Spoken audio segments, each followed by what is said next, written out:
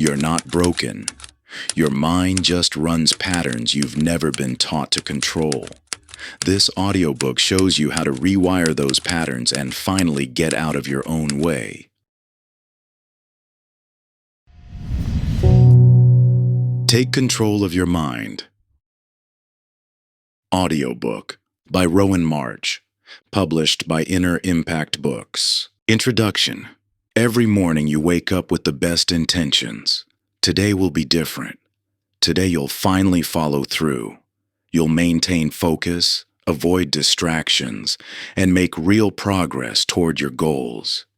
Yet somehow, by day's end, you find yourself exactly where you started, frustrated, disappointed, and wondering why you can't seem to get out of your own way.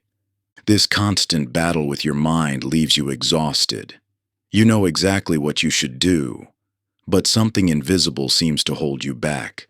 The cycle is painfully familiar.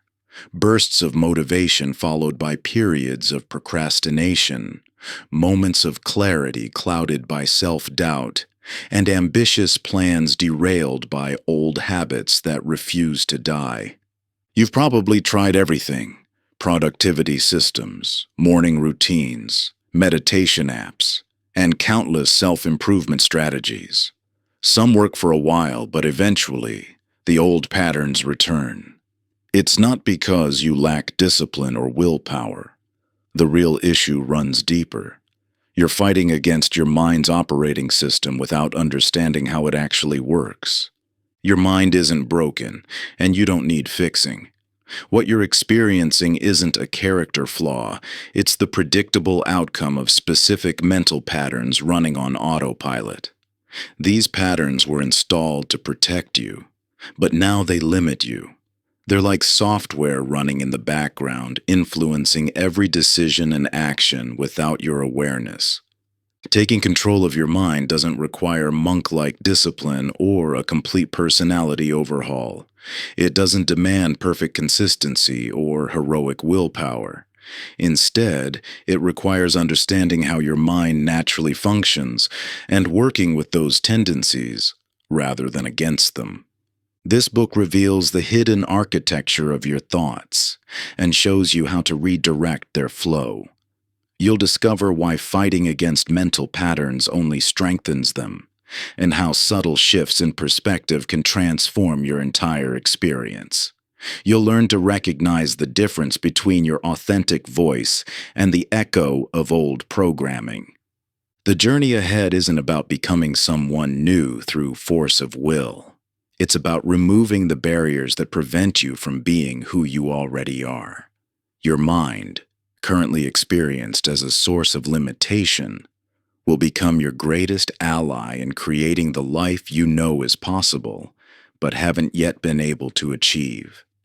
As you turn these chapters, approach each insight with curiosity rather than judgment. You're not here to learn what you lack, but to discover what's already within you, waiting to be unleashed. The path to mental mastery isn't about adding more complexity. It's about seeing through the illusions that make life feel complicated. Your transformation begins with a simple shift in perspective. Ready to discover how powerful your mind can be when you stop fighting it and start understanding it.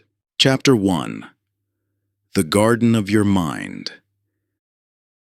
Have you ever noticed how the same thought, repeated often enough, begins to feel like an undeniable truth? Your mind operates like a vast garden where every thought is a seed that, when given attention and energy, grows into the reality you experience. Some of these thought seeds were planted intentionally through conscious choice, but many, perhaps most, took root without your awareness, scattered by past experiences, others' expectations, and societal conditioning. In this mental garden, thoughts that receive regular attention naturally flourish. When you consistently focus on a particular idea or belief, you water it with your energy, fertilize it with supporting evidence, and protect it from contradicting perspectives. Your mind, operating on deeply ingrained patterns, automatically maintains these established thought patterns, creating a self-reinforcing cycle that can either limit or liberate you. This automatic maintenance system explains why simply trying to force yourself to think positive or directly combat negative thoughts rarely creates lasting change. When you fight against unwanted thoughts, you paradoxically strengthen them by giving them more attention. It's like trying to eliminate weeds by staring at them intensely. Your focus actually nourishes what you're trying to remove. Understanding this dynamic reveals why traditional approaches to mental mastery often fall short. You can't transform your mental landscape through willpower alone. Instead, real change begins with understanding how your mind naturally operates and working with these tendencies rather than against them. Consider how your mind filters incoming information to maintain its existing belief structure. When you hold a strong belief, whether empowering or limiting, your brain automatically searches for evidence that confirms this perspective while overlooking or dismissing contradicting information. This selective attention mechanism explains why two people can experience the same situation, yet walk away with completely different interpretations. The key to transforming your mental garden lies not in forcing change, but in consciously directing your attention. By choosing where to focus your awareness, you naturally strengthen certain thoughts while allowing others to diminish through neglect. This process doesn't require struggle or resistance, just as a garden doesn't fight against weeds, but simply favors desired plants through careful tending. This brings us to a crucial distinction. You are both the garden and the gardener. Your thoughts make up the mental landscape, but you are also the awareness that observes these thoughts.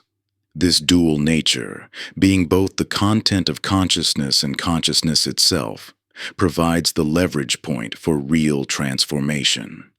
To experience this distinction directly, pause for a moment and notice your thoughts. Observe them as they arise, move through your awareness, and fade away.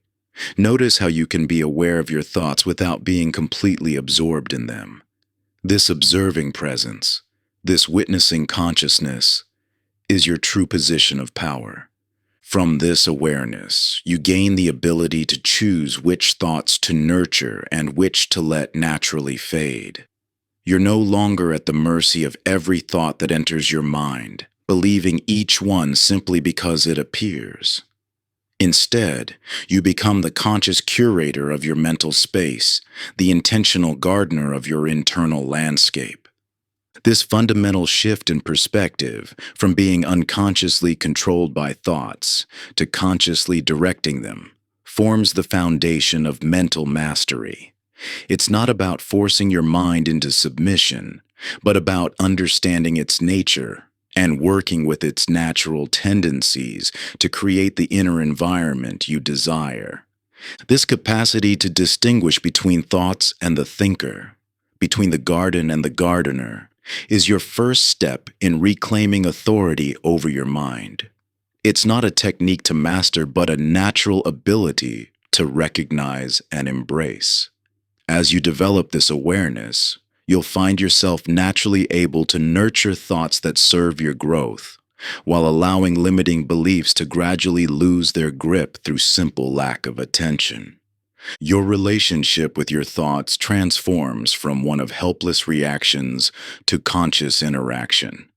Just as a skilled gardener doesn't fight against every weed but simply focuses on cultivating desired plants, you'll discover that your attention naturally flows toward empowering thoughts when you stop believing every mental narrative that appears.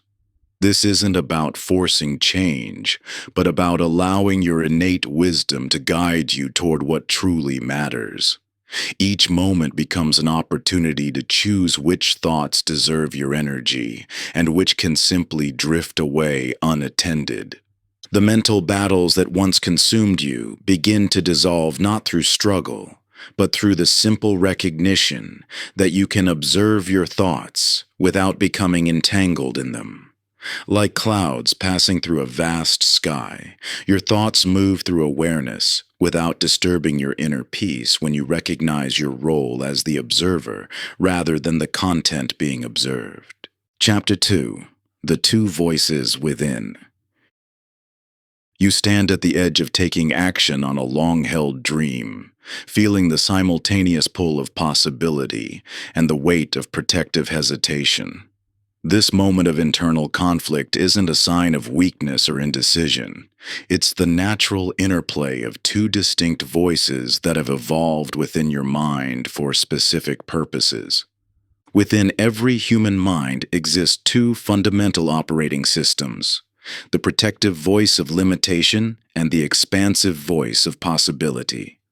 The protective voice speaks first and loudest, not because it's more true, but because it evolved to keep you safe in a world where physical and social survival meant everything. This voice generates doubt, fear, and self-criticism not to harm you, but to shield you from potential pain, failure, and rejection. When you consider stepping outside your comfort zone, this protective mechanism activates automatically. It floods your consciousness with every potential risk, past failure, and future uncertainty. What if you fail? Remember last time? You're not ready. You'll look foolish. Better to stay safe. These thoughts feel incredibly authentic precisely because they tap into real fears and past experiences. They command immediate attention because they're linked to your survival instincts. Meanwhile, the voice of possibility speaks in a different tone entirely. It whispers of potential, growth, and fulfillment. This voice aligns with your deeper values and aspirations, yet often feels more distant or less realistic because it's not tied to immediate survival.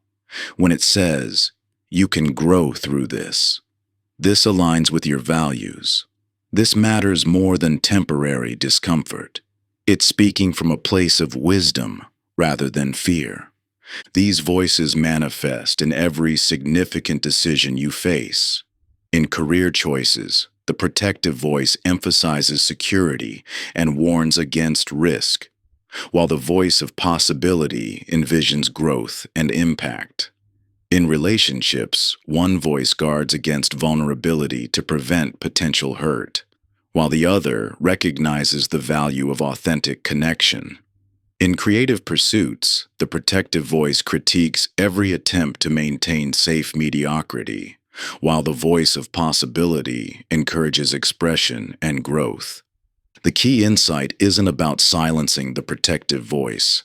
Its vigilance serves an important purpose.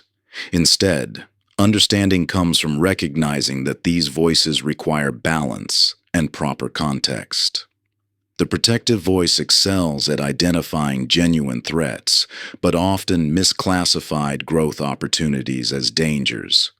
The voice of possibility excels at identifying meaningful opportunities, but might overlook legitimate risks. You can distinguish these voices by their characteristic patterns. The protective voice tends to speak in absolutes, generates immediate emotional reactions, and often creates physical tension or constriction in your body. It uses phrases like never, always, you can't, and you should. The voice of possibility tends to speak in terms of growth and options, generates a sense of expansion or excitement, even if accompanied by nervous energy, and often creates a feeling of openness or lightness in your body. This understanding transforms your relationship with internal dialogue. Rather than fighting against your protective voice or dismissing it as mere negativity, you can acknowledge its intention while consciously choosing whether its guidance serves the current situation. Similarly, you can learn to recognize and amplify the voice of possibility, especially in areas where you consistently hold yourself back from expressing your full capabilities. In your mental garden, these voices are like different types of plants. Both have their place and purpose. The protective voice provides necessary boundaries and caution, like sturdy walls that give structure to your garden. The voice of possibility represents the flowering plants that bring beauty, growth, and expansion within those boundaries. Your role as the gardener is to maintain a balance that allows both to serve their proper function without either one dominating the landscape. This awareness becomes particularly crucial in moments of choice, when you're considering a new opportunity, facing a challenge, or feeling pulled toward growth. By recognizing which voice is speaking and understanding its underlying purpose, you gain the power to respond consciously rather than react habitually. In these pivotal moments, your ability to distinguish between the protective whispers of fear and the expansive call of possibility determines whether you remain confined by old patterns or step into new territory. The voice that speaks loudest isn't necessarily the one that serves you best. Sometimes the quieter wisdom of possibility holds the key to your next breakthrough. Your task isn't to silence either voice, but to develop the discernment to know which guidance serves your highest growth in each situation. Chapter 3. The Myth of Willpower. What if everything you've been taught about willpower and self-discipline is fundamentally flawed? Across society, we've inherited a deeply entrenched belief that success and personal change depend primarily on our ability to force ourselves into compliance through sheer determination. This perspective has created an exhausting cycle. You set ambitious intentions, summon your willpower to stay on track, inevitably deplete your mental resources, fall back into old patterns, and then blame yourself for lacking discipline. This misunderstanding of how willpower actually works has led countless individuals to conclude there must be something wrong with them. After all, if self-discipline is simply a muscle that grows stronger with use, then repeated failure must indicate some personal deficiency. But modern neuroscience reveals a different truth. Willpower functions more like a battery with limited daily capacity than a muscle that consistently strengthens through exertion. Each decision you make, each temptation you resist, each task requiring focused attention draws from this finite reservoir of mental energy. When you rely solely on willpower to drive change, you're not building sustainable strength. You're depleting a critical resource that requires regular recharging. This explains why even the most determined individuals often find their resolve crumbling by evening, or why periods of perfect compliance frequently lead to dramatic reversals. The traditional approach of forcing change through willpower creates a particularly destructive pattern. You begin each attempt with intense determination, pushing yourself to override natural inclinations through mental force. Initially, riding the wave of motivation, this appears to work. But as your willpower battery depletes, resistance grows stronger. Eventually, the effort becomes unsustainable, leading to reversion to previous patterns, now accompanied by feelings of failure and diminished self-trust. The alternative lies in understanding and working with your mind's natural functioning rather than attempting to dominate it through force. Consider the difference between swimming against a powerful current versus positioning yourself to move with it. The first approach requires constant energy expenditure and eventually leads to exhaustion, regardless of your strength or determination. The second approach harnesses the water's natural flow, allowing you to progress with significantly less effort. This principle of alignment represents a fundamental shift in how you approach personal change. Instead of viewing your current patterns as enemies to be conquered, they become valuable signals indicating areas where your conscious intentions and unconscious motivations are misaligned. Resistance, rather than representing a personal failure, serves as crucial feedback highlighting where attention is needed. When you experience persistent difficulty maintaining a desired change, it's not because you lack willpower. It's because you're trying to force a new behavior without addressing the underlying needs and values driving your current patterns. This creates an internal conflict that depletes your mental resources while failing to resolve the root cause. True transformation occurs when you align your conscious goals with your deeper motivations, creating a state where desired changes feel like natural expressions rather than forced impositions. This doesn't mean change becomes effortless, but it does become sustainable, powered by genuine internal harmony rather than constant mental force. Your mind's resistance patterns contain vital information about unmet needs, unacknowledged values, and unresolved conflicts. By learning to interpret this feedback rather than fight against it, you transform what appears to be opposition into valuable guidance for creating lasting change. The path forward requires shifting from a combat mindset to one of curiosity and collaboration with your own nature.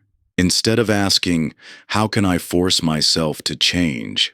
begin asking, "What does my resistance reveal about what I truly need?"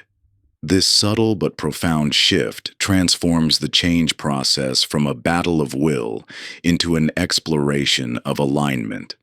This approach doesn't eliminate the need for effort or dedication, but it fundamentally alters how that effort is applied.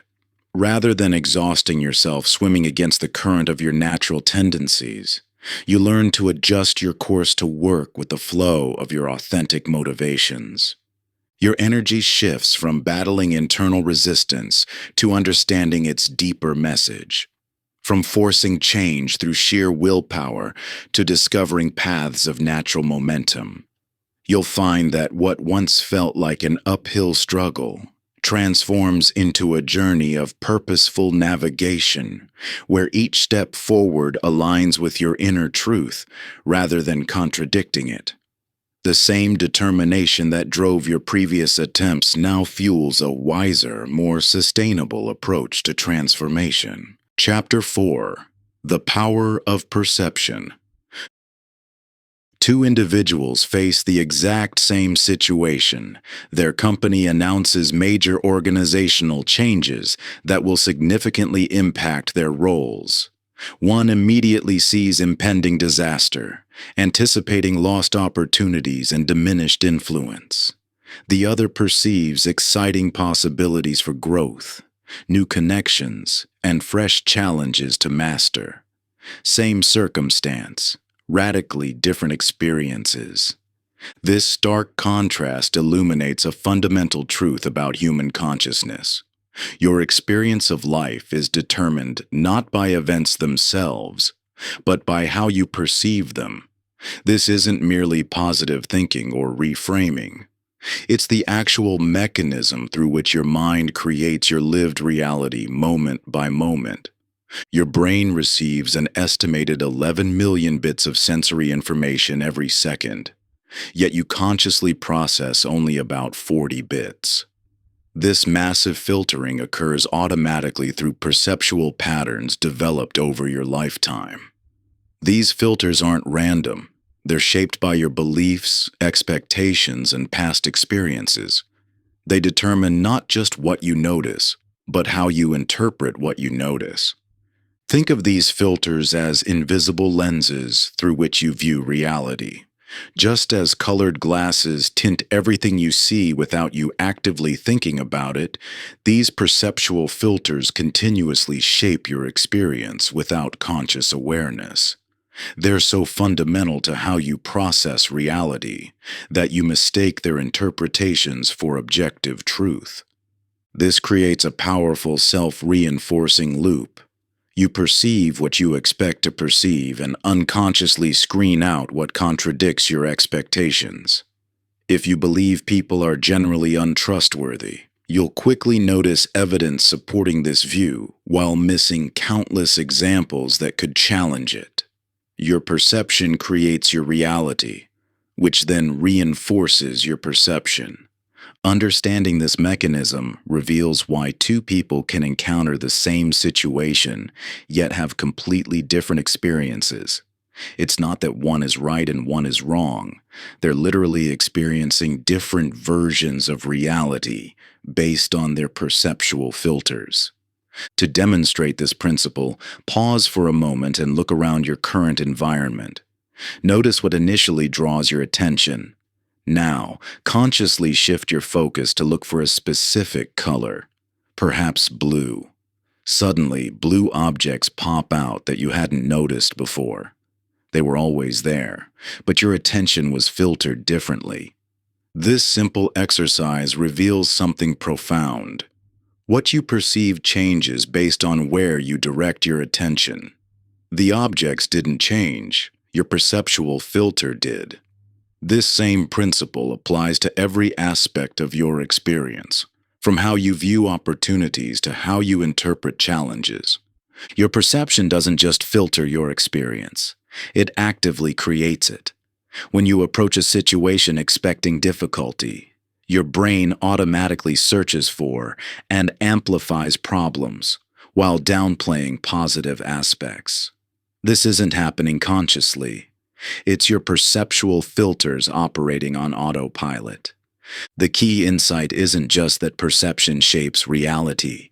It's that these perceptual filters can be adjusted, just as you can consciously choose to look for different colors in your environment. You can learn to shift the filters through which you view situations, relationships, and possibilities. This doesn't mean forcing yourself to see everything positively. Instead, it means developing the capacity to recognize when your default perceptual filters are unnecessarily limiting your experience. Are you automatically filtering for threats, for confirmation of your limitations, for evidence that change is impossible? These filters aren't your fault. They developed as efficiency mechanisms to help you navigate life, but many have become outdated, unconsciously restricting your possibilities rather than serving your growth.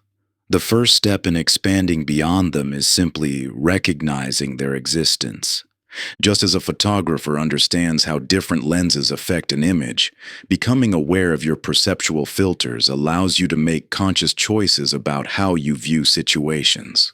This awareness creates space between the automatic filter and your response, allowing new possibilities to emerge. Your perceptual filters are currently managing your mental garden without your conscious input. Understanding how they work puts you back in the gardener's role, able to choose which perspectives to nurture and which to adjust. This isn't about positive thinking. It's about expanding your perceptual range to access the full spectrum of possibilities available in any situation. The reality you experience isn't fixed. It's being created moment by moment through your perceptual filters. As you develop the ability to recognize and adjust these filters, you gain access to new dimensions of experience that were always present but previously filtered from view. This is the foundation of true mental mastery, not forcing change through willpower, but expanding perception to access new possibilities. Chapter 5. Emotional Intelligence. Your body knows before your mind catches up. That tension in your shoulders when faced with an important decision, the heaviness in your chest when confronted with change, the flutter in your stomach before speaking in public. These physical sensations aren't just side effects of your thoughts. They're the very language through which your emotions communicate and influence your actions. Consider how often you've known exactly what you should do, yet felt somehow unable to take action. You understand logically that speaking up in that meeting would advance your career, but your throat tightens and words refuse to form. You recognize the importance of having that difficult conversation, but your heart races, and you find yourself postponing it again. You're aware that starting that project now would be wise, but a mysterious weight seems to pin you to inaction. This gap between intellectual understanding and emotional reality reveals a crucial truth about human behavior. Knowledge alone doesn't create change. Information lives in the mind, but action emerges through the body, and emotions serve as the bridge between the two. Every emotional state manifests physically. Anxiety isn't just worried thoughts, it's shallow breathing, increased heart rate, and muscle tension. Confidence isn't just positive self-talk, it's an upright posture, steady breathing, and relaxed muscles. These physical manifestations create what neuroscience reveals as action readiness patterns, literally shaping which actions feel possible or impossible in any given moment. This explains why purely rational approaches to change often fail. You can't think your way out of an emotional state any more than you can think your way out of rain. Emotions, like weather patterns, move through your mental landscape. They create real conditions that affect your experience, but they don't define the landscape itself. Understanding this weather metaphor transforms your relationship with emotions.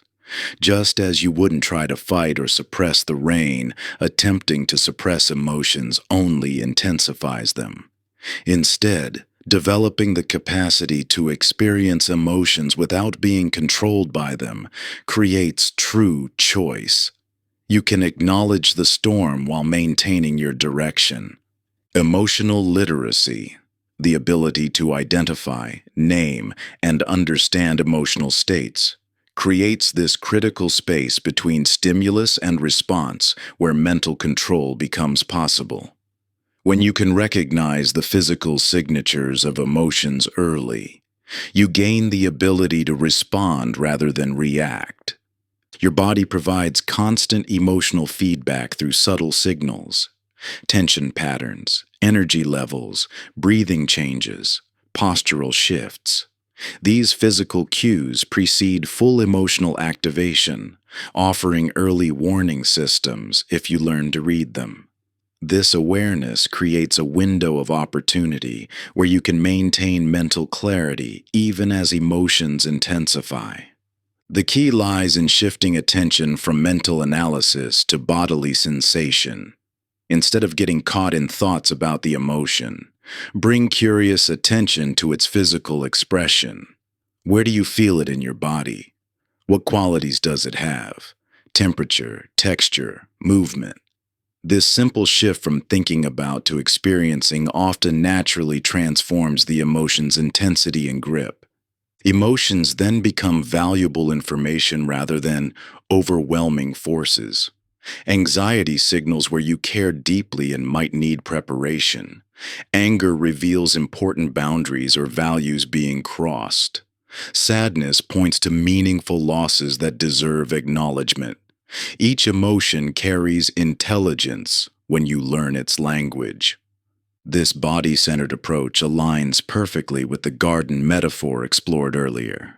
Just as a skilled gardener reads subtle signs in the soil and plants, developing emotional literacy allows you to read the subtle signals in your internal landscape. You learn to distinguish between passing weather and deeper patterns, between storms that require shelter and those that bring needed nourishment. Through this understanding, emotions transform from obstacles into allies in creating sustainable change. Rather than fighting against emotional reality through willpower, you learn to work with the intelligence of your emotional system. This alignment between mind and body creates the foundation for authentic transformation, where knowing becomes doing through the bridge of feeling. This embodied approach resolves the paradox of control. True mental mastery comes not from dominating emotions, but from developing the capacity to experience them fully while maintaining your chosen direction. Like a skilled captain navigating through changing weather, you learn to work with conditions rather than against them, maintaining your course while adapting to the reality of each moment. This balance between steadiness and flexibility transforms your relationship with emotional turbulence. Instead of bracing against emotional storms or trying to force calm seas, you develop the wisdom to adjust your sails while keeping sight of your destination. Your emotions become valuable indicators of inner weather patterns rather than obstacles to overcome, offering guidance that enriches your journey rather than derailing it. Chapter 6: The Attention Economy. What if your most valuable resource isn't time or money but attention? And what if that resource is being systematically harvested without your awareness? In today's hyper-connected world, your ability to direct and sustain focus has become the ultimate currency, yet it's being depleted at an unprecedented rate. Your attention shapes your reality in ways far more fundamental than most realize. Every moment, your brain processes approximately 11 million bits of sensory information, yet you consciously register only about 40 bits. This selective attention mechanism, essential for preventing overwhelming sensory overload, means that your conscious experience represents less than 1% of available information. What determines which information makes it through this filter? Your focus.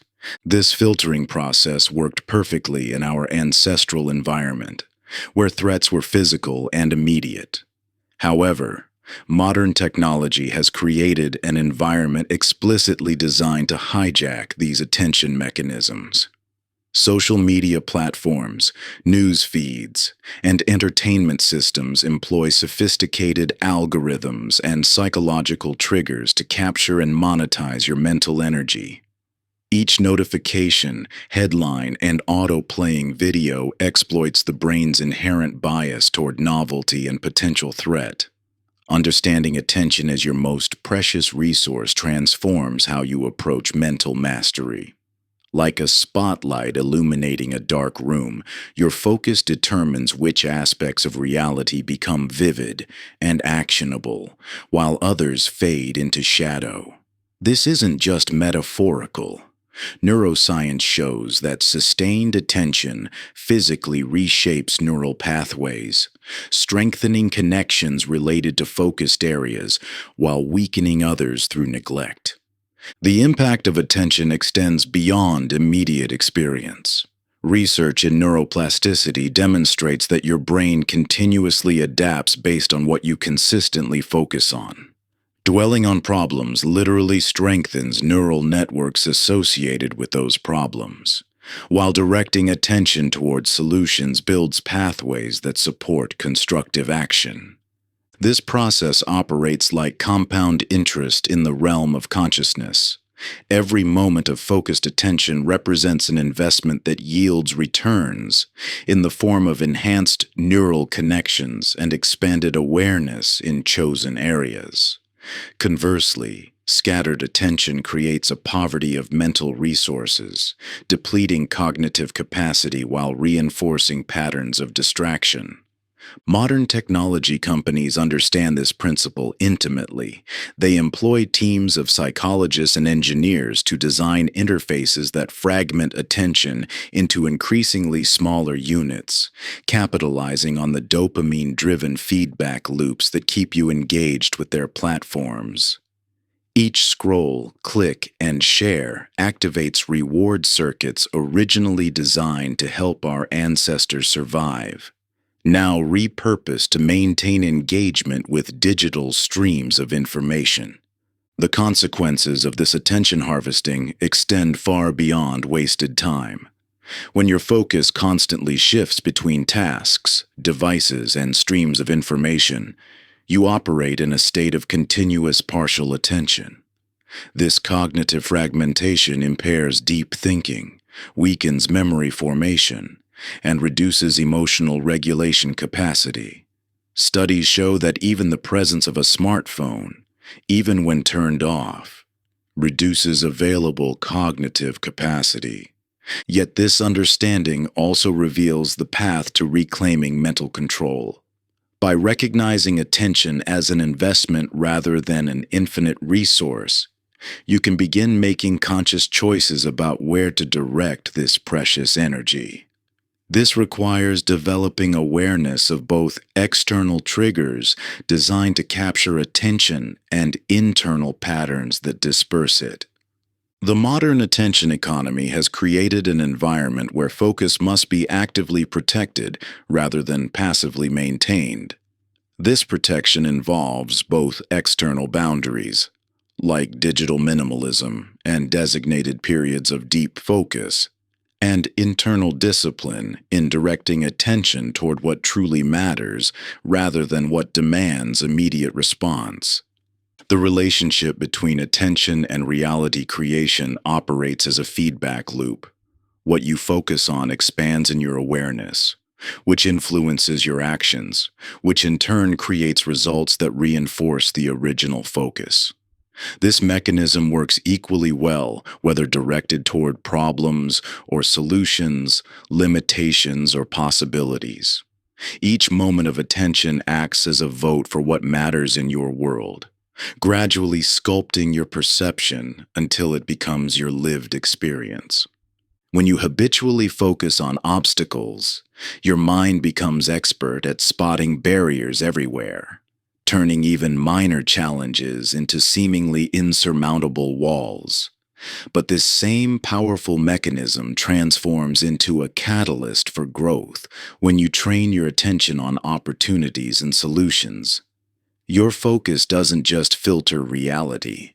It actively participates in creating it through the choices and actions that naturally flow from your dominant thoughts. The person fixated on financial scarcity notices every expense and missed opportunity, while someone attuned to abundance recognizes potential in unexpected places.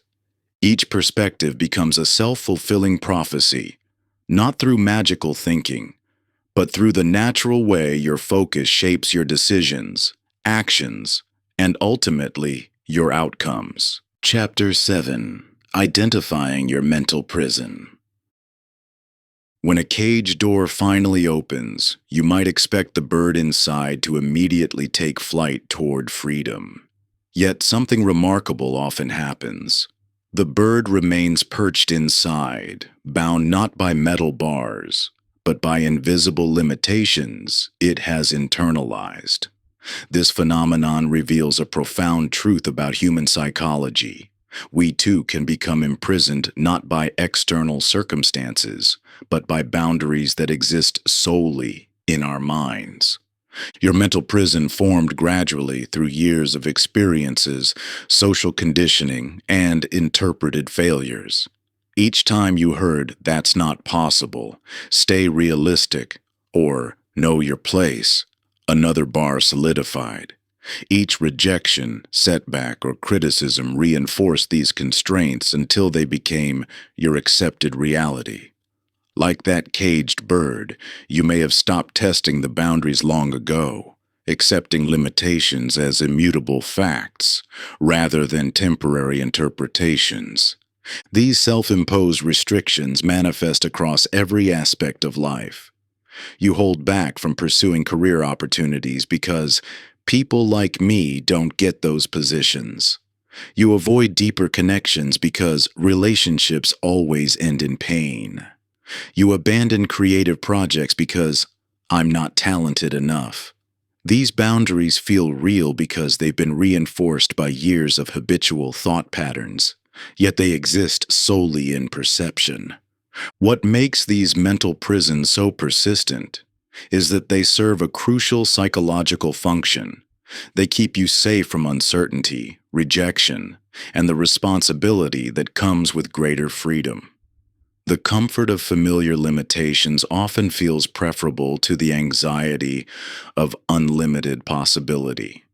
Your brain, designed to prioritize survival over growth, naturally gravitates towards certainty, even when that certainty limits your potential. These boundaries maintain themselves through three primary mechanisms. First, the comfort of the familiar. Your nervous system inherently trusts what it knows, even if what it knows causes pain. Second, identity protection.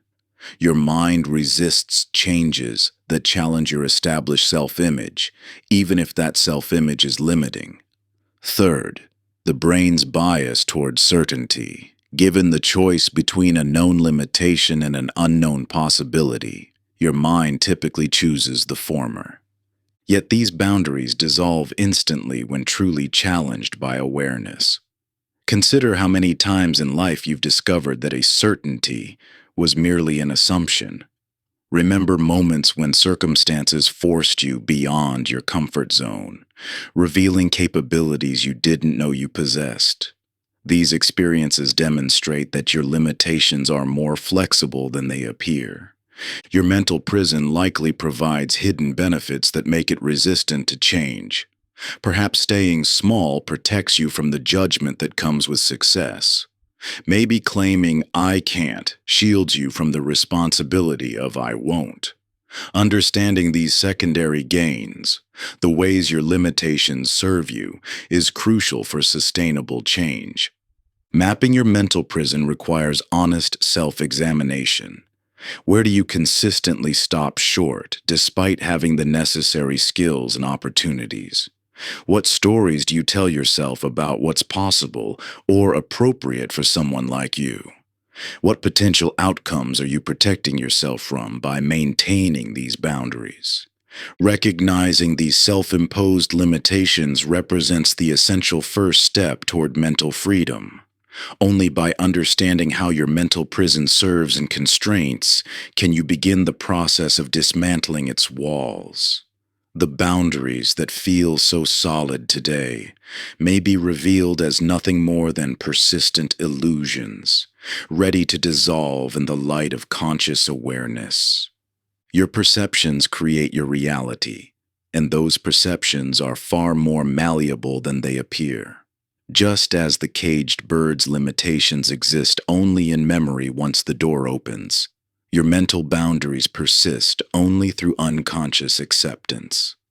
The walls of your mental prison may feel solid, but they're built of thoughts that can be questioned, challenged, and ultimately transformed. Each belief that constrains you was constructed piece by piece through experiences, interpretations, and borrowed wisdom that you've collected over time. These mental structures feel permanent because you've lived within them for so long, reinforcing their seeming solidity with each cautious step away from their edges. But like a hologram that disappears when you reach out to touch it, these barriers have no substance beyond the power you give them through your belief in their reality. They are shadows cast by thoughts you've accepted as truth, walls built from assumptions you've never questioned, boundaries drawn in the sand of your consciousness that remain only because you continue to honor them. Every time you've told yourself, "I can't," "I'm not ready," or "that's impossible," you've added another brick to these illusory walls. Yet each of these limitations exists only in the architecture of your thoughts. Chapter 8. The Roots of Self-Sabotage. Why do you repeatedly undermine your own success just when things start going well? This question strikes at the heart of one of human psychology's most perplexing paradoxes. You work diligently toward a goal, make significant progress, and then, seemingly out of nowhere, engage in behaviors that derail your momentum. This pattern isn't random or a sign of weakness. It's a sophisticated, though ultimately counterproductive form of self-protection. The mind operates with an internal thermostat for success, happiness, and achievement, a psychological set point established through years of conditioning. When you begin to exceed this set point, even slightly, an unconscious alarm system activates. This isn't a rational response, but a deeply ingrained protective mechanism that equates the unfamiliar territory of greater success with potential danger. Consider success like altitude. As you climb higher than your mind believes is safe, it initiates behaviors designed to bring you back to familiar ground. These behaviors often appear as procrastination, relationship conflicts, health neglect, or financial decisions that seem inexplicable in retrospect. Your conscious mind sets ambitious goals while your unconscious mind, operating from older programming, works to maintain what it perceives as a safe status quo. This internal conflict manifests in predictable patterns. Just before a major presentation, you might stay up late watching videos, ensuring you'll be too tired to perform at your best. As your business begins to grow, you might pick unnecessary fights with key clients. When your relationship deepens, you might suddenly become critical or distant. These aren't character flaws. They're safety mechanisms responding to the discomfort of exceeding your psychological upper limits. The mind develops these upper limits based on early experiences and observations. If you grew up in an environment where success brought negative consequences, increased expectations, others' jealousy, loss of connection, your mind may have learned to associate achievement with danger. Similarly, if you internalize messages about not deserving success or happiness, exceeding those perceived limits can trigger intense discomfort that demands resolution. Understanding this dynamic reveals why traditional approaches to breaking self-sabotage often fail. Willpower and self-discipline can't override these deeply embedded protective mechanisms. The key lies in recognizing that self-sabotage, paradoxically, represents your mind's attempt to keep you safe rather than a desire to harm yourself. Your unconscious mind will continue creating obstacles until it perceives safety and success. This requires gradually expanding your zone of tolerance for positive experiences while addressing the underlying beliefs that equate success with danger. The process begins with awareness, noticing the specific ways you undermine progress and identifying the emotional triggers that precede these behaviors. Pay attention to the moments when things are going well. What sensations arise in your body? What thoughts begin to surface? These are the warning signs of approaching your upper limits. Rather than fighting these signals, treat them as valuable information about where your psychological boundaries lie. The path beyond self-sabotage requires understanding what these behaviors provide. Every pattern of self-sabotage serves a purpose, whether protecting you from potential rejection, maintaining a familiar identity, or avoiding increased responsibility. Only by identifying and directly addressing these underlying needs can you create sustainable change. Self-sabotage patterns often cluster around specific themes: achievement, relationships, health, or finances.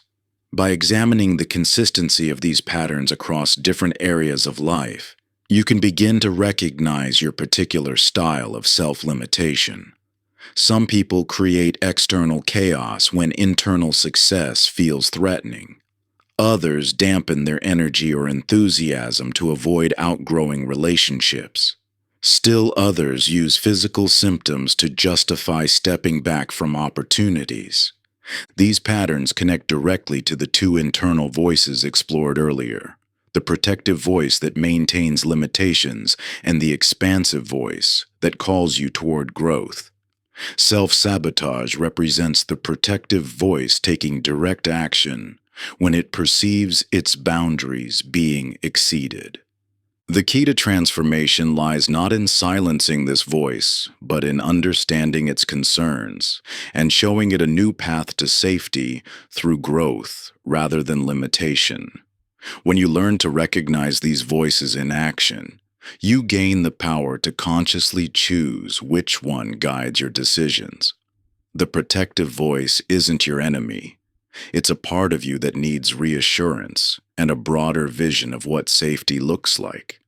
By acknowledging its fears while gently expanding its perspective, you create an internal alliance where growth and security work together rather than oppose each other.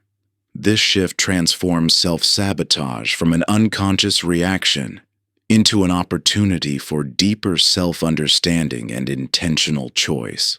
When you honor both voices, the cautious protector and the bold explorer, they begin to harmonize rather than clash.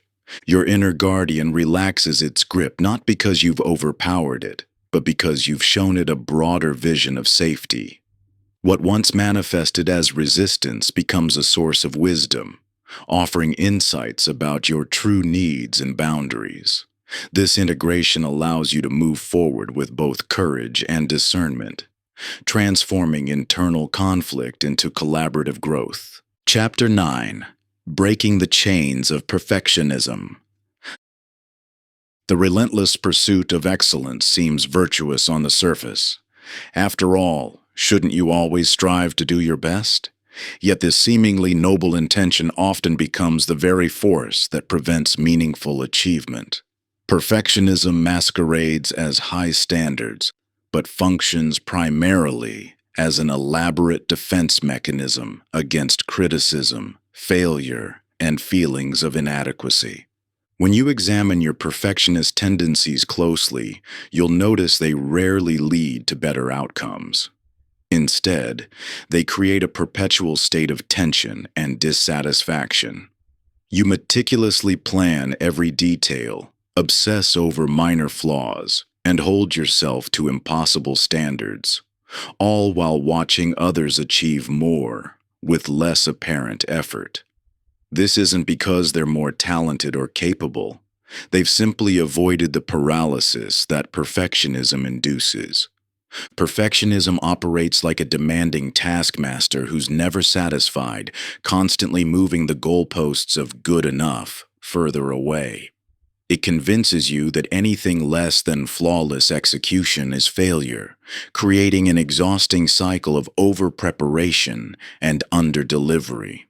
The mind becomes consumed with endless revision, refinement, and rumination, leaving little energy for actual creation or implementation. The counterintuitive truth is that good enough implementation consistently outperforms perfect planning. Consider how many projects remain unrealized in your life, not because you lack ability, but because you're waiting for perfect conditions or complete certainty. The cost of this waiting isn't just delayed progress, it's compounded lost opportunity. Perfectionism manifests in three primary ways, each extracting a specific toll on your potential.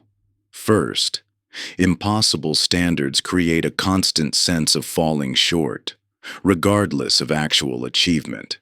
You could accomplish 95% of your goals and still feel like a failure because of that remaining 5%. Second, the hyper-focus on flaws rather than progress blinds you to how far you've come, making each step forward feel insufficient. Third, all-or-nothing thinking turns every endeavor into a high-stakes game where anything less than complete success equals total failure. This mindset particularly impacts creativity and innovation. When every attempt must be perfect, experimentation becomes too risky. You stop taking the necessary changes that lead to breakthroughs. Your work becomes safe and predictable, technically proficient perhaps, but lacking the spark that comes from willingness to be imperfect. The path beyond perfectionism begins with understanding its true nature. It's not your friend pushing you toward excellence. It's fear disguising itself as high standards. Real excellence emerges from a growth mindset that values progress over perfection, learning over flawlessness, and action over endless preparation. Strategic incompletion offers a practical antidote to perfectionism paralysis. This approach involves consciously choosing where excellence truly matters, and where good enough serves the greater goal. Not every aspect of a project requires the same level of refinement. By deliberately leaving some elements at 80% while focusing your energy on the 20% that creates the most impact, you maintain momentum while still delivering quality where it counts most. The distinction between excellence and perfectionism lies in their underlying motivations and outcomes. Excellence focuses on growth, impact, and continuous improvement while accepting that perfection is neither possible nor necessary. It sets high but achievable standards that push you to develop while maintaining forward momentum. Perfectionism, conversely, focuses on avoiding criticism and failure, setting impossible standards that guarantee disappointment and stagnation. Your relationship with mistakes reveals which mindset drives you. Excellence views mistakes as valuable data points for improvement. Perfectionism sees them as evidence of inadequacy. This fundamental difference determines whether challenges energize or paralyze you. This shift from perfectionism to excellence aligns with the core principle of working with, rather than against your mind's natural functioning. Trying to force perfection creates the same exhausting resistance as relying purely on willpower. True progress comes from aligning your standards with reality, maintaining high quality where it matters while accepting that imperfect action trumps perfect inaction. You'll find that releasing the need for perfection doesn't lower your standards, but rather elevates your impact. When you stop exhausting yourself trying to achieve the impossible, you discover the energy to accomplish what truly matters. This alignment with reality transforms the draining battle against yourself into a flowing partnership with your natural capabilities, allowing you to direct your full power toward meaningful growth rather than wasteful resistance. You move from fighting upstream to navigating with the current, discovering an effortless strength that was always available, but hidden behind the exhausting struggle for control. Each step forward becomes an expression of your authentic power rather than a test of your endurance. And what once felt like an uphill climb transforms into an energizing exploration of your potential. Chapter 10. The Comparison Trap. Have you ever noticed how a perfectly good day can be instantly ruined by a single glimpse into someone else's seemingly perfect life? In today's hyper-connected world, you're continuously bombarded with carefully curated snapshots of others' achievements, relationships, and lifestyles. Each scroll through social media becomes an invitation to measure yourself against an endless parade of filtered highlights, leaving you feeling perpetually behind despite your own progress. This constant comparison isn't just emotionally draining, it fundamentally distorts your perception of reality. When you compare yourself to others, you're not seeing the complete picture. You measure your full experience, including all the doubts, struggles, and failures, against someone else's highlight reel. It's like watching a movie's dramatic finale without seeing the character development, conflicts, and setbacks that made that moment meaningful. The human mind evolved with comparison as a survival mechanism. In ancient times, accurately assessing your standing within the tribe could mean the difference between life and death. But in today's world, this once useful tool has become a source of unnecessary suffering. Every time you measure yourself against others, you enter a no-win situation. Comparing yourself to those ahead creates feelings of inadequacy and despair, while comparing yourself to those behind leads to either complacency or arrogance. Think of personal growth like running a race. When runners constantly look at other lanes, they lose speed and rhythm. Their form suffers, and they're more likely to stumble. The fastest runners stay focused on their lane, maintaining their pace and form regardless of what's happening around them. Similarly, your most significant progress comes when you focus on your unique path, rather than constantly checking where others stand. This doesn't mean becoming blind to others' achievements or immune to inspiration. The key lies in distinguishing between toxic comparison and constructive observation. Toxic comparison asks, "Why aren't I there yet?" Or, "Why can't I be more like them?" It focuses on perceived gaps and deficiencies, creating resistance to your current reality. Constructive observation, on the other hand, ASOS, what can I learn from their journey? Or, how does their success expand what I believe is possible? It uses others' achievements as proof of human potential while maintaining focus on your unique path. Your achievements lose their sweetness when filtered through the lens of comparison. That promotion you worked hard for suddenly feels inadequate when you learn about a peer's more prestigious position. The home you saved years to buy seems less special when you see someone else's larger house. The relationship you've carefully nurtured appears lacking when compared to the perfect couples in your social media feed. This comparative mindset creates a moving target that prevents genuine satisfaction. There will always be someone with more accomplishments, better circumstances, or greater resources. By measuring your worth through comparison, you surrender your power to an external standard that can never be met. The path to freedom from comparison begins with recognizing that your journey is uniquely yours. Your circumstances, challenges, talents, and timing are specific to you. What looks like an overnight success in someone else's story often masks years of unseen preparation, failed attempts, and crucial learning experiences. When you understand this, you can begin to develop standards based on internal alignment rather than external validation. Comparison becomes particularly toxic in the digital age because social media presents a distorted version of reality. People naturally share their best moments, biggest wins, and most flattering angles. This creates an artificial environment where everyone else seems to be living their best life, while you're intimately aware of your own struggles and setbacks. This heightened exposure to others' curated highlights triggers what psychologists call compare and despair syndrome. You begin to question your choices, doubt your progress, and lose confidence in your path. The mental energy spent on comparison could be invested in actual growth and development. Remember, every moment spent comparing yourself to others is a moment not spent developing your unique gifts or moving toward your specific goals.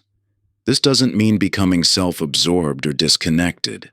Instead, it means choosing to focus your attention on what truly matters: your personal growth, your authentic expression, and your meaningful contribution to the world. The healthiest relationships with others' success come from viewing them as proof of what's possible rather than evidence of your inadequacy. When someone achieves something remarkable, let it expand your sense of human potential while maintaining focus on your unique expression of excellence.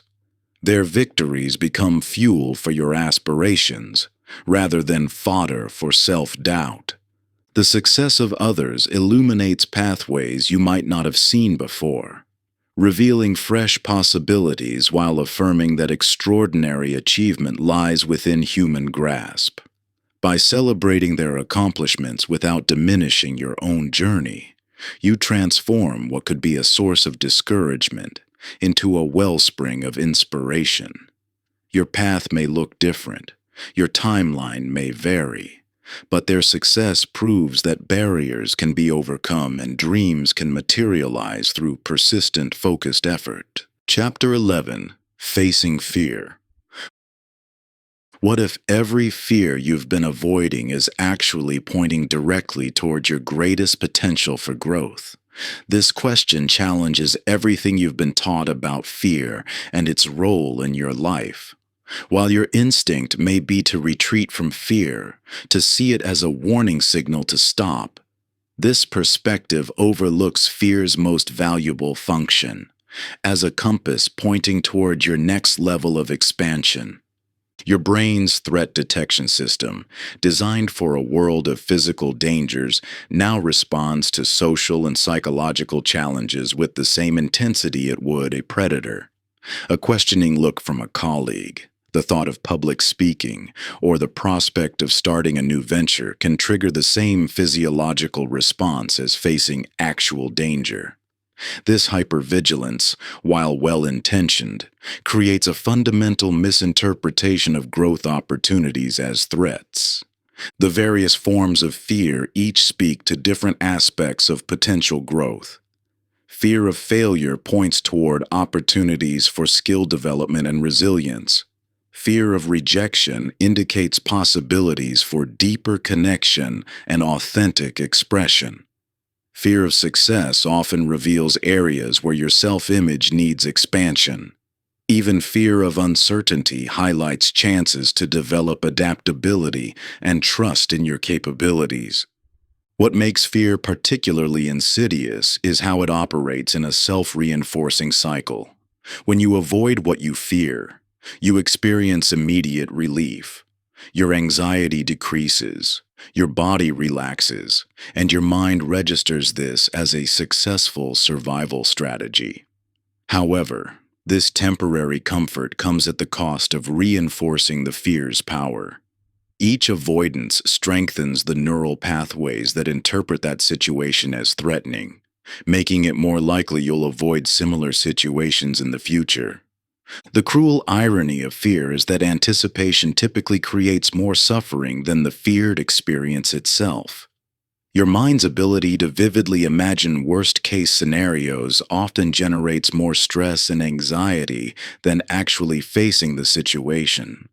This anticipatory anxiety drains your energy and resources while keeping you stuck in patterns of limitation. Understanding fear's mechanism reveals its fundamental nature as information rather than instruction. When fear arises, it's signaling the presence of something significant, an opportunity that matters enough to trigger your protection systems. Rather than automatically retreating, this awareness allows you to pause and evaluate. Is this fear protecting me from genuine danger, or is it highlighting an opportunity for growth? The physiological experience of fear, racing heart, shallow breathing, muscular tension, feels undeniably real and pressing. These sensations can be so overwhelming that they seem to demand immediate escape. However, these physical responses don't necessarily indicate actual danger. They're often simply your body preparing for meaningful action. This preparation, while uncomfortable, provides the energy and focus needed for breakthrough performance. Fear's grip maintains its power through isolation and shame. When you believe you're alone in your fears, or that experiencing fear indicates weakness, you're less likely to confront them directly. However, fear is a universal human experience, particularly for those pursuing growth and achievement. Every major advancement in human history, every personal breakthrough, required someone to move forward despite fear, rather than in the absence of it. The path forward isn't about eliminating fear, but about developing a new relationship with it. This shift begins with recognition, identifying specific fears controlling your choices and mapping how they limit your life. By examining fear's influence across different contexts, career, relationships, creative expression, personal development, patterns emerge that reveal where growth awaits. The transformation of fear from barrier to gateway requires strategic exposure rather than reckless confrontation. This means gradually engaging with feared situations in manageable increments, allowing your nervous system to update its threat assessment through direct experience rather than imagination. Each successful engagement, no matter how small, begins to rewire your relationship with fear. This process isn't about forcing yourself through fear, through sheer willpower. Instead, it's about bringing curiosity to fear's message, asking what growth opportunity it's highlighting, and taking calculated steps toward that growth while managing your physiological response. This approach transforms fear from an enemy to be fought into a guide to be consulted. As you develop this new relationship with fear, you'll notice something remarkable. The situations and opportunities that once seemed impossibly threatening begin to appear manageable, even inviting. This isn't because the situations have changed, but because your perception of your capacity to handle them has expanded through direct experience. Chapter 12: The Identity Illusion. If you woke up tomorrow with complete amnesia, no memory of your past experiences, achievements, or failures, who would you become? Without the weight of your history, the limitations of your learned beliefs, and the boundaries of your established self-image, what possibilities would suddenly become available to you?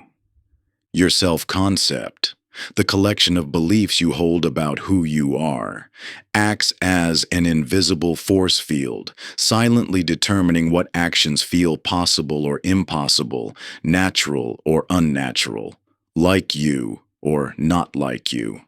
This identity isn't something you were born with. It's a construct built from accumulated experiences, repeated stories, and internalized messages about your capabilities and limitations. When you say, "I'm not good at public speaking," or "I'm not a morning person," or "I'm terrible with money," you're not describing unchangeable facts about yourself. You're expressing beliefs that have become so familiar they feel like truth. These self-definitions create a powerful, self-fulfilling prophecy. Your mind automatically filters experiences to confirm these beliefs, while dismissing evidence that contradicts them. Think of your current identity as a character you've become deeply invested in playing. Like an actor who's performed the same role for so long they've forgotten their acting. You've internalized certain traits, tendencies, and limitations as inherent aspects of who you are. But just as an actor can step into different roles, your identity is far more fluid than you've been led to believe. The power of identity lies in its ability to drive behavior without requiring conscious effort. When something aligns with your self-concept, it feels natural and automatic. When something contradicts it, it feels forced and draining. This explains why willpower often fails. You're trying to force actions that conflict with your fundamental beliefs about who you are. Consider how differently you behave in various contexts. You might be reserved in professional settings but expressive with close friends, disciplined about work but chaotic with personal projects. These variations demonstrate that your identity is not fixed, but contextual, shifting based on the role you believe you need to play in each situation. The key to sustainable change lies not in forcing yourself to act differently, but in gradually shifting your self-concept so new behaviors feel natural and aligned. This doesn't require wholesale reinvention, but rather small adjustments in how you view yourself. Instead of declaring "I am" statements that feel false, adopt provisional identities that create space for growth. I am becoming more confident. I am developing better habits. I am learning to manage money effectively. Your identity is not a fixed destination, but a continuous evolution. By consciously choosing and embodying the identity that supports your aspirations, rather than perpetuating the one built from your past, you create lasting change without the exhausting struggle of willpower. This shift from fighting against your current identity to growing into a new one transforms the change process from a battle into an unfolding. The resistance you feel toward change often stems from your current identity trying to maintain consistency. Understanding this allows you to work with rather than against this tendency, gradually expanding your self-concept to include new possibilities while maintaining enough stability to feel secure. Language plays a crucial role in this transformation. The stories you tell about yourself, the labels you accept or reject, and the way you interpret your experiences all contribute to your evolving identity. By consciously choosing language that emphasizes growth and possibility, I'm learning instead of I can't, not yet instead of never, you create linguistic bridges to new ways of being. This identity work connects directly to the two voices explored earlier: the protective voice that maintains your current identity, and the expansive voice that calls you toward growth. By understanding that your current self-concept is a construction rather than an immutable truth, you gain the freedom to consciously choose which aspects to maintain and which to evolve. Your identity is not a prison sentence, but a creative project. With each small shift in how you view yourself, you expand the range of what feels possible and natural.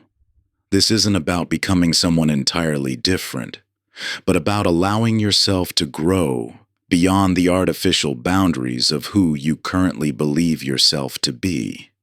The stories you tell about your capabilities, your worth, and your potential shape the actions you take and the opportunities you pursue.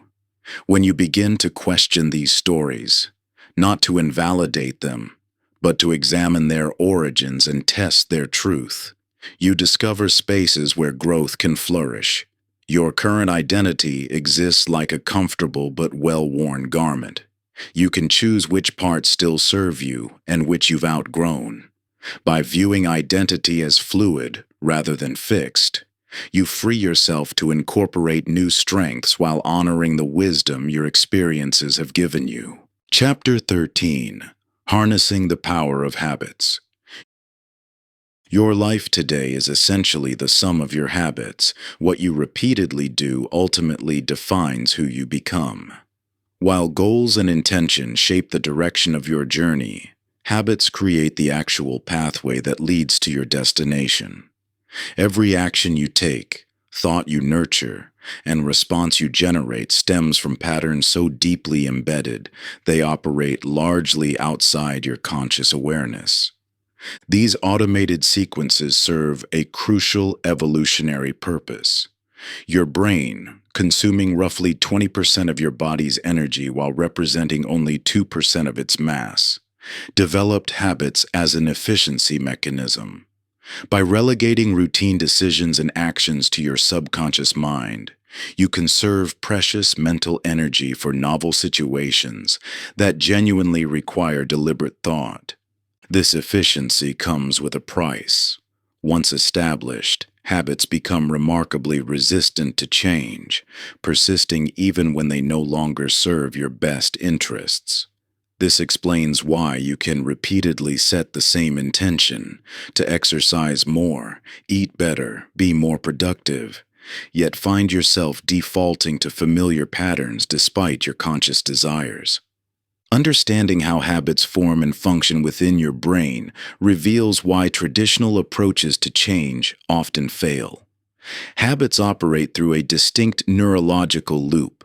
A cue triggers a craving, which prompts a response, which delivers a reward. This sequence becomes so automated that the mere presence of the cue initiates the entire pattern before conscious awareness catches up. Take the common habit of checking your phone when feeling momentarily uncomfortable or bored. The cue, emotional discomfort, triggers a craving for distraction or stimulation, leading to a response, reaching for your phone, which provides a reward, temporary relief through engagement. This sequence happens so quickly and automatically that you often find yourself scrolling through social media before realizing you've picked up your phone. The power of this habit loop explains why simply trying to stop unwanted behaviors rarely succeeds. When you attempt to break a habit through sheer willpower, you're fighting against neural pathways specifically designed to conserve mental energy by automating behavior. Instead, successful habit change requires working with this system rather than against it. Rather than trying to eliminate negative habits, focus on replacing them with alternatives that satisfy the same underlying needs. If you habitually snack when stressed, for instance, the key isn't to fight the urge for stress relief, but to substitute a different response to that same trigger, perhaps deep breathing or a brief walk. The cue and craving remain the same, but the response and reward shift to support rather than undermine your goals. This understanding reveals the crucial distinction between surface habits and keystone habits. Surface habits are specific behaviors like flossing or checking email first thing in the morning. Keystone habits, however, create a cascade of positive changes across multiple areas of life. Regular exercise, for example, often leads to better eating choices, improved sleep, increased productivity, and enhanced mood. Not through conscious intention, but through the natural ripple effects of that core behavior change. The most effective approach to habit transformation aligns with your mind's natural functioning rather than fighting against it. This means creating environmental conditions that make desired behaviors almost effortless while making undesired behaviors require conscious effort. If you want to read more, place books prominently while keeping your phone in another room. If you want to exercise in the morning, sleep in your workout clothes and place your shoes by the bed. Implementation intentions, specific plans that link desired behaviors to concrete triggers, bypass the need for conscious decision-making. Rather than the vague intention to exercise more, you establish that, when I finish my morning coffee, I will immediately put on my running shoes. This precision eliminates the decision point where habits often fail. The most sustainable changes often start surprisingly small. Rather than attempting dramatic transformations that require constant willpower, focus on tiny but consistent practices that compound over time. A daily 2-minute meditation practice that actually happens creates more lasting change than an intended hour that rarely occurs. This alignment-based approach to habit formation connects directly to the fundamental principle that sustainable change comes through working with, rather than against, your mind's natural tendencies. By understanding and utilizing the habit loop rather than fighting it, you transform what was once your greatest obstacle into your most powerful ally for lasting change. The real power lies not in forcing yourself down a predetermined path, but in structuring your environment and triggers to make desired behaviors feel natural and effortless. When you align your habits with your deepest values and natural rhythms, what once required constant willpower becomes your default response. This shift from resistance to resonance marks the difference between temporary fixes and true transformation. Chapter 14. The Science of Focus and Flow.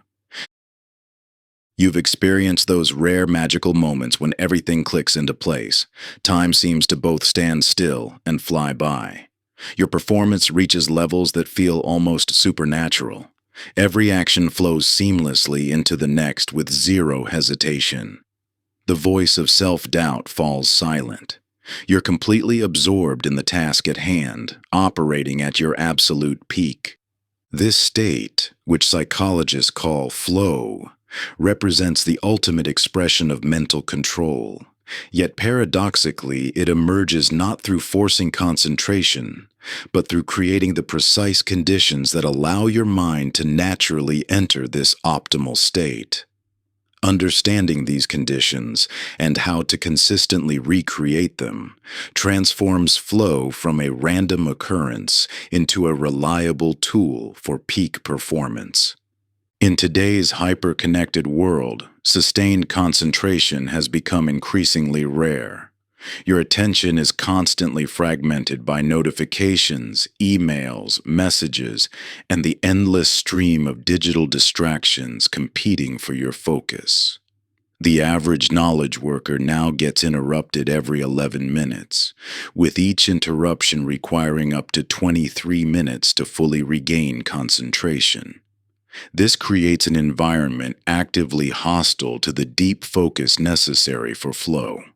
The modern workplace often prioritizes constant availability over sustained attention, measuring productivity by activity rather than impact. Open office plans, impromptu meetings, and always-on communication channels create a culture of continuous partial attention, being perpetually distracted by everything while never fully focusing on anything. Yet peak performance requires the opposite, the capacity to completely immerse yourself in a single task, maintaining sustained concentration long enough to pass through the initial resistance and enter the flow state. Like a river current that becomes apparent only once you stop fighting it, flow emerges naturally when you align with, rather than resist your mind's natural tendencies. Specific conditions must be present for flow to emerge. The task must present a clear goal and provide immediate feedback about your progress. The challenge level must precisely match your skill level. Too easy breeds boredom. Too difficult triggers anxiety. You need uninterrupted time blocks long enough to pass through the initial phase of scattered attention into deep focus. Your brain operates in two distinct modes: focused attention for implementation and diffuse attention for idea generation. Understanding this distinction explains why forcing constant concentration actually reduces overall productivity. The key lies in strategically alternating between these modes rather than trying to maintain perpetual focus. Focused attention, necessary for flow, requires protecting your peak energy hours from interruption. These precious windows of natural alertness, typically occurring in 90-minute cycles, represent your best opportunity for entering flow. Trying to force flow during natural energy dips wastes effort while producing inferior results. The environment plays a crucial role in either supporting or preventing flow. Physical spaces, digital interfaces, and social contexts all create subtle cues that either enhance or inhibit sustained attention. Simple modifications like facing away from foot traffic, using website blockers during focus periods, or establishing clear signals that indicate "do not disturb" status can dramatically increase your capacity for flow. Interruptions, while inevitable, need not derail your entire focus session. Specific re-entry protocols, like maintaining a continuation note before breaks or using ritual actions to signal returns to focus, can significantly reduce the recovery time needed to resume flow. These bridges between focus periods maintain momentum even when concentration breaks. Flow represents the ultimate expression of reclaimed attention in an economy designed to capture and monetize your focus. By understanding and implementing the specific conditions that support this state, you transform flow from an occasional accident into a reliable tool for peak performance. The key lies not in forcing concentration through willpower, but in intelligently designing your environment and approach to align with your mind's natural capacity for total immersion. Chapter 15. Mastering Your Mental Narrative. Of all the possible stories you could tell about your life, why have you chosen the one you're currently living? This question strikes at the heart of personal transformation because your life story isn't simply a record of what happened. It's an interpretation that shapes everything you believe possible. Every experience you encounter passes through the lens of your narrative framework. When you face a setback, your interpretive story determines whether you see evidence of personal inadequacy or an opportunity for growth. When you achieve success, your narrative decides if it was luck or the natural result of your capabilities. These stories become so familiar that you stop seeing them as interpretations at all. They transform into what you consider reality itself. Consider how two individuals might process being passed over for a promotion.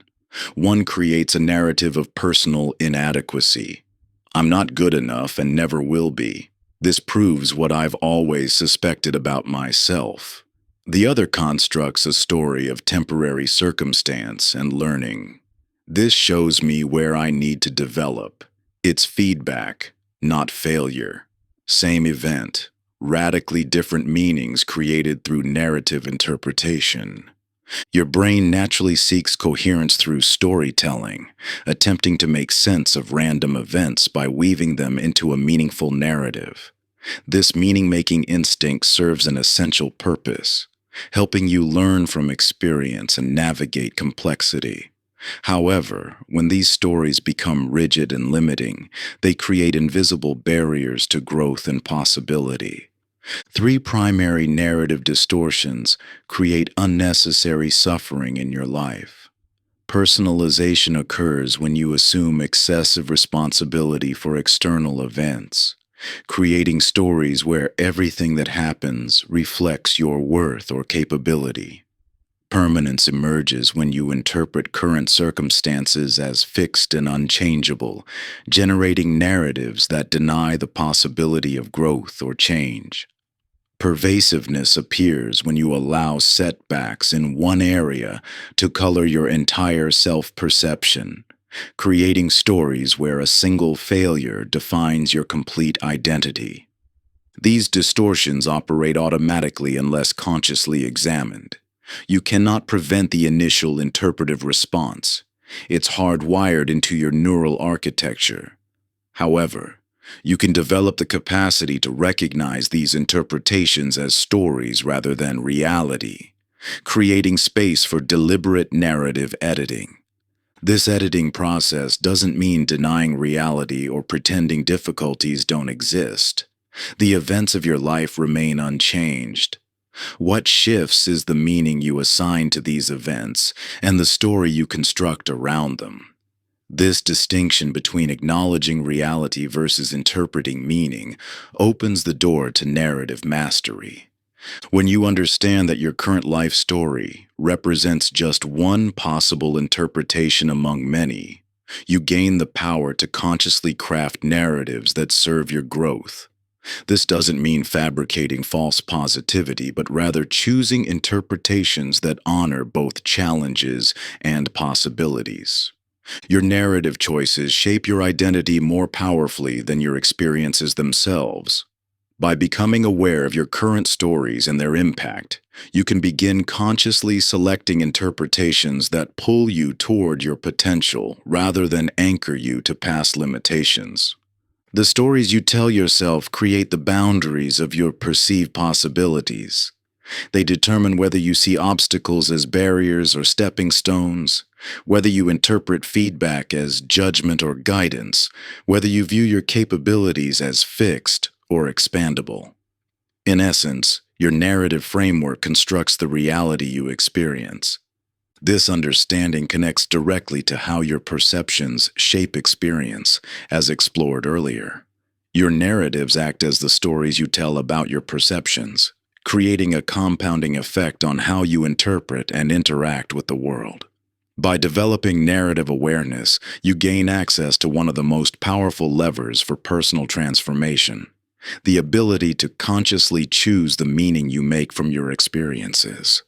These stories become self-fulfilling prophecies, quietly directing your decisions, reactions, and even the opportunities you notice or dismiss. Each interpretation builds upon the last, weaving an intricate web of beliefs that either lifts you toward growth or holds you in familiar patterns. When you recognize this dynamic, you unlock the profound truth that transformation doesn't require changing your past or even your present circumstances. It simply requires shifting the story through which you view them. Chapter 16. The Mindfulness Advantage.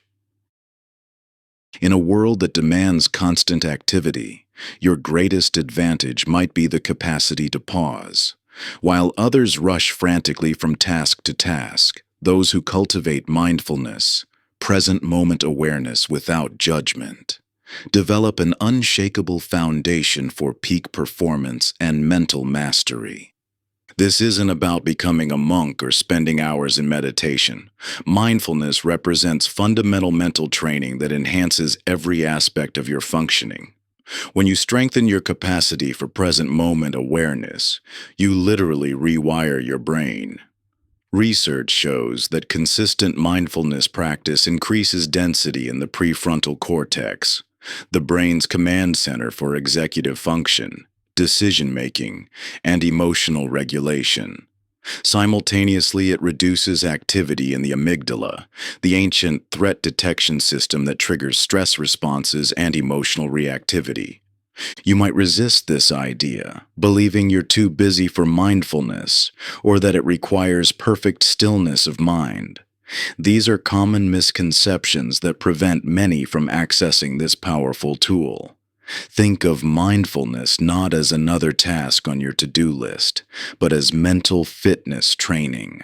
Just as physical exercise builds stronger muscles, mindfulness develops core mental capabilities essential for peak performance. The impact extends far beyond stress reduction. Present moment awareness enhances your capacity to focus attention where you choose, rather than where habit or impulse directs it. It develops your ability to recognize thoughts as mental events rather than absolute truth, creating space between stimulus and response where true choice becomes possible. Perhaps most importantly, it builds the capacity to experience emotions fully without being controlled by them, a fundamental skill for maintaining clarity under pressure. There are two primary approaches to developing mindfulness. Formal practice involves setting aside specific time for meditation or focused attention exercises. This builds foundational mental strength, like going to the gym for your mind. Informal practice involves bringing mindful awareness to everyday activities, eating, walking, conversing, working. Both approaches offer distinct benefits that compound over time. The barriers to entry are lower than you might think. Research indicates that even brief daily practices create measurable changes in brain structure and function. Simple, micro practices integrated throughout your day can initiate this transformation. Taking 3 conscious breaths before important meetings, feeling your feet on the ground while walking between tasks, or noting physical sensations during routine activities like washing hands or drinking water.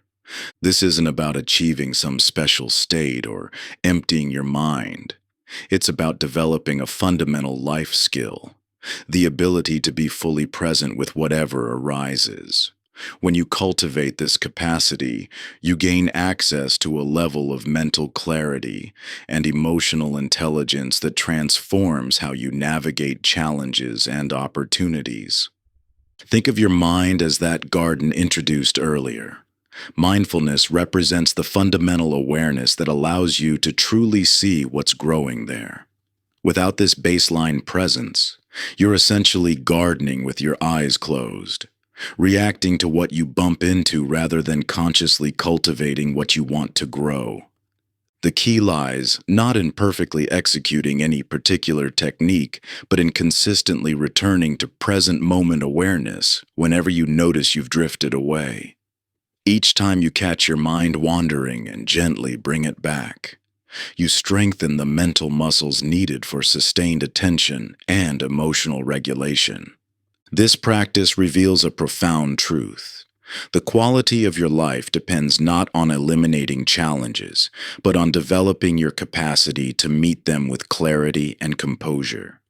Through mindfulness, you build an unshakable foundation that allows you to remain centered, regardless of external circumstances. When you cultivate present moment awareness, you develop what could be called an internal technology, a way of processing experience that enhances every other aspect of mental mastery. It becomes the stable platform from which all other positive changes become possible. Remember, each moment offers an opportunity to practice. The breath is always available as an anchor to the present. Your physical senses provide constant gateways to deeper awareness. The key is starting where you are, with what you have, in this moment. Chapter 17. Cultivating Unshakable Confidence. Confidence isn't the absence of doubt, but the ability to act meaningfully despite it. This fundamental truth challenges everything you've likely believed about self-assurance. While society promotes an image of confident people as unwavering and fearless, true confidence emerges from a deeper source: the ability to embrace uncertainty while staying aligned with your values and purpose. Most approaches to building confidence focus on external achievements or validation. The logic seems sound: accomplish more, receive praise, feel more confident. Yet this path creates a fragile foundation that crumbles when faced with setbacks or criticism. You've likely experienced this yourself, feeling invincible after a success, then watching your confidence evaporate after a single failure or negative comment. The fluctuating nature of confidence reflects its conditional nature. When you base your self-worth on performance, approval, or comparison to others, you create an unstable system that requires constant maintenance. This explains why even highly accomplished individuals often struggle with persistent self-doubt. Their achievements provide temporary boosts, but never address the underlying relationship with uncertainty and failure. Authentic confidence develops through a fundamentally different process. Rather than attempting to eliminate doubt or fear, it emerges from building a healthy relationship with these natural human experiences. This shift transforms confidence from a state you achieve to a capacity you develop. The ability to acknowledge uncertainty while remaining grounded in your values and capabilities. The mind naturally seeks certainty and validation, leading to common patterns that undermine genuine confidence. Perfectionism represents an attempt to control outcomes and avoid criticism. People-pleasing reflects trusting others' judgments over your own internal guidance. Procrastination often masks a fear of falling short of expectations. These patterns share a common root: misplaced trust in external validation over internal authority. Developing authentic confidence requires dismantling these protective patterns while building new foundations. This means recognizing that your worth isn't determined by performance or others' opinions. It involves understanding that confidence doesn't eliminate fear, but provides the capacity to act meaningfully despite it. The path to genuine confidence begins with identifying your unique sources of internal strength, the values, principles, and capabilities that remain constant regardless of external circumstances. Rather than seeking to eliminate uncertainty, focus on expanding your comfort with discomfort through graduated exposure to challenging situations. This builds evidence of your ability to handle difficulty rather than avoid it. True confidence emerges from trusting your capacity to learn and adapt, rather than needing to know all answers in advance. It develops through consistent small acts of courage, choosing growth over comfort, authenticity over approval, and learning over protection. Each time you act despite doubt, you strengthen this internal foundation. The transformation occurs not through eliminating fear, but by changing your relationship with it. Instead of seeing fear as evidence of inadequacy, recognize it as a natural response to growth opportunities. Rather than waiting to feel confident before acting, use action itself as the pathway to developing genuine confidence. Your journey toward authentic confidence begins with accepting that doubt and uncertainty aren't obstacles to overcome, but natural elements of meaningful growth. By shifting focus from eliminating these experiences to building your capacity to act meaningfully despite them, you lay the foundation for lasting self-assurance grounded in internal truth rather than external validation. The development of genuine confidence mirrors the growth of a tree. It requires deep roots in self-trust, regular nourishment through aligned action, and the flexibility to bend with challenges without breaking. Through this process, confidence transforms from a fragile state dependent on circumstances to an unshakable core that sustains you through all conditions. This awareness positions confidence not as an achievement to reach, but as a capacity to cultivate. It emerges not from the absence of doubt, but from your growing ability to hold uncertainty while remaining connected to your deeper purpose and values. In this way, confidence becomes not about being fearless, but about remaining true to yourself, even in the presence of fear. Chapter 18. Integration. Why do we so often know what to do, yet fail to consistently act on that knowledge? This question strikes at the heart of personal transformation and reveals a crucial truth. Information alone does not create change. You've likely experienced this disconnect. Moments of profound insight followed by a return to familiar patterns, leaving you wondering why knowledge isn't enough. Understanding this gap between knowing and doing illuminates the final frontier of mental mastery. Your mind processes information on multiple levels, each requiring different engagement. At the intellectual level, you grasp concepts and recognize their value. Yet this surface understanding, while necessary, rarely penetrates deeply enough to override established patterns of thought and behavior. True transformation occurs through experiential learning, when insights move from abstract concepts to lived reality. Think of how you learned to ride a bicycle. No amount of theoretical knowledge could replace the actual experience of maintaining balance while in motion. Similarly, mental mastery requires moving beyond intellectual understanding to embodied wisdom. Consider how you process stress. You may intellectually understand that most situations aren't genuinely threatening, yet your body still reacts with tension and anxiety.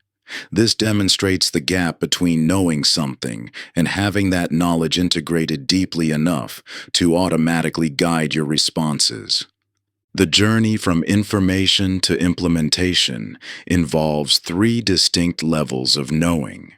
The first level, intellectual understanding, provides the essential foundation, but often creates the illusion of progress without actual change.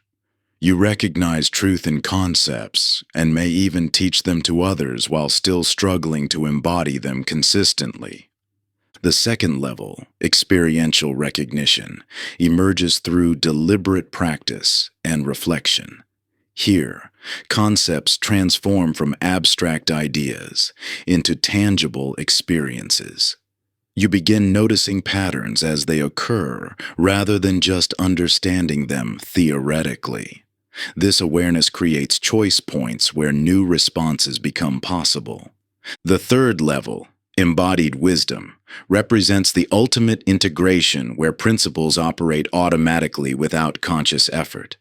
Like an experienced driver who naturally adjusts to road conditions without deliberate thought. Your responses align with deeper understanding rather than reactive patterns. Moving through these levels requires a fundamentally different approach than acquiring more information. Rather than adding new concepts, focus on deeply integrating what you already know. This integration process resembles weaving individual threads into a seamless fabric.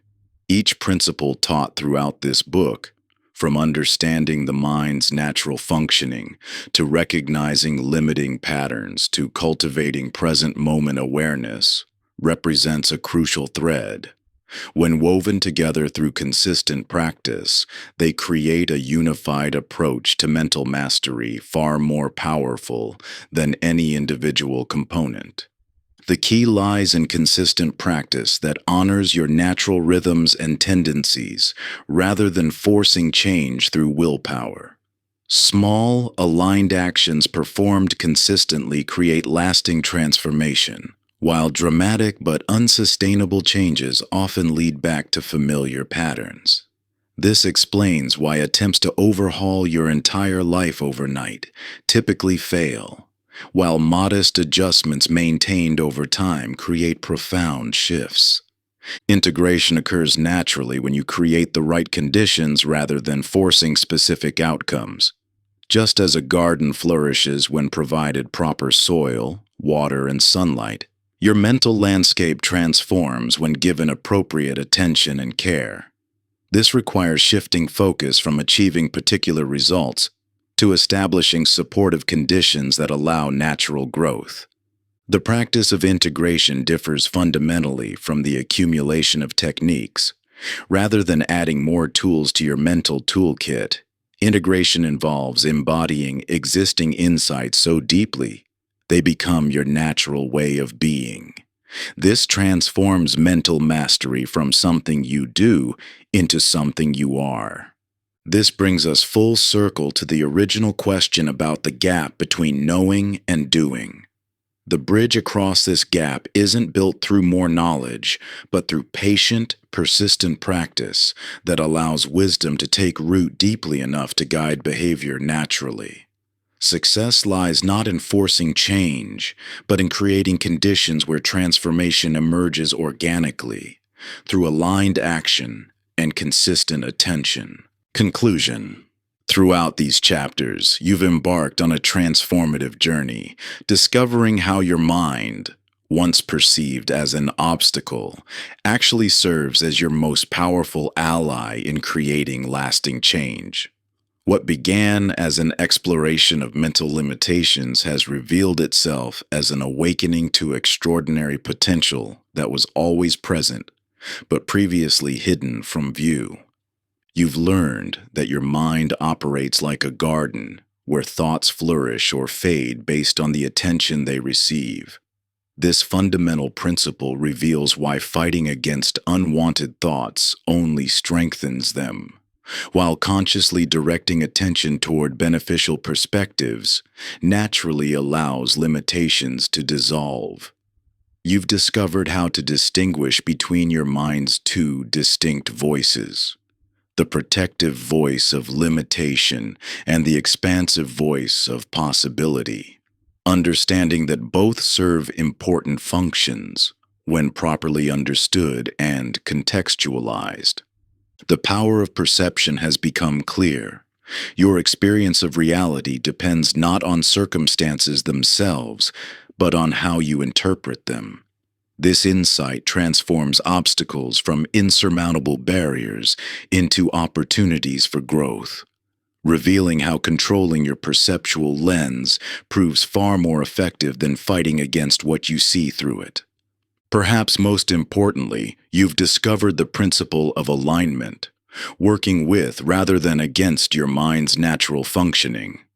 This understanding liberates you from the exhausting cycle of forcing change through willpower, revealing how sustainable transformation emerges through conscious cooperation with your mental processes. Remember that transformation isn't a destination, but an ongoing journey. Moments of reverting to old patterns under stress don't represent failure, but opportunities to deepen your practice. Each challenge provides a chance to implement these principles more fully, developing greater mental flexibility and emotional resilience over time. Your relationship with your mind has fundamentally shifted from opposition to partnership.